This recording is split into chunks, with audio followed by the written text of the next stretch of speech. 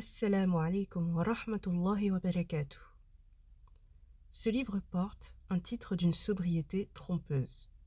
Les provisions nécessaires aux cheminants n'évoquent ni des consolations spirituelles, ni des enseignements réservés à une élite mystique. Il désigne ce sans quoi aucune marche vers Dieu n'est possible. Pour Abd al-Qadir al-Jilani, la voie spirituelle ne commence pas par l'élévation, mais par la mise en ordre. El-Rounia est un ouvrage d'architecture. Il commence là où beaucoup aimeraient finir, par la loi, par les obligations, par la précision des actes.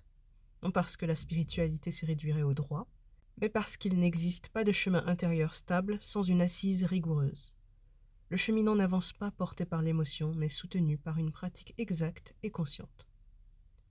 Ce qui frappe à la lecture, c'est l'unité profonde entre jurisprudence et spiritualité. El-Jilani ne les oppose jamais. La prière, le jeûne, l'aumône, le pèlerinage ne sont pas des simples devoirs formels. Ils sont des lieux concrets où l'âme est travaillée, disciplinée, purifiée.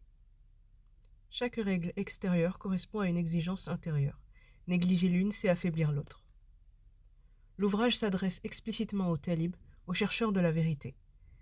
Mais ce chercheur n'est pas un rêveur. C'est un homme engagé, responsable, soumis à des obligations précises. El-Jilani insiste sur un point fondamental. La sincérité ne dispense jamais de la conformité. La bonne intention sans rectitude des actes devient illusion. La rectitude des actes sans vigilance du cœur devient sécheresse. La voie se tient dans leur articulation. À mesure que le livre progresse, une anthropologie spirituelle se dessine. L'homme est un être fragile, traversé par la négligence, l'oubli et la prétention. C'est pourquoi il a besoin de règles claires, répétées, détaillées. Non pour l'enfermer, mais pour le protéger. La loi apparaît ici comme une miséricorde structurante, non comme une contrainte arbitraire. Mais El-Rounia ne s'arrête pas à la conformité extérieure. Derrière chaque prescription affleure une exigence plus profonde, celle de l'intention. L'acte n'a de valeur que s'il est accompli pour Dieu, dans la conscience de sa présence. Ainsi, la prière devient un exercice de présence, le jeûne un combat contre l'âme, l'aumône un arrachement à l'attachement, et le pèlerinage une mise à nu radicale devant le Créateur. L'enseignement d'Al-Jilani se distingue par son refus de toute spiritualité désincarnée. Il ne parle pas d'état extraordinaire, mais de fidélité quotidienne.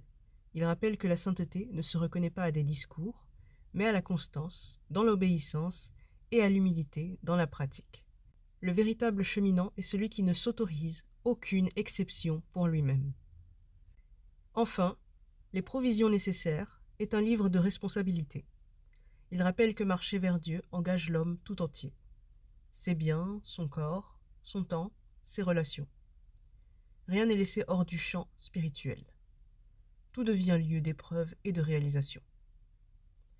Lire Al-Rounia, c'est accepter une vérité exigeante. Il n'y a pas de raccourci vers Dieu. Il y a une voie, balisée, éprouvée, transmise. Et cette voie commence toujours par la rectitude, se poursuit par la vigilance et s'accomplit dans la sincérité.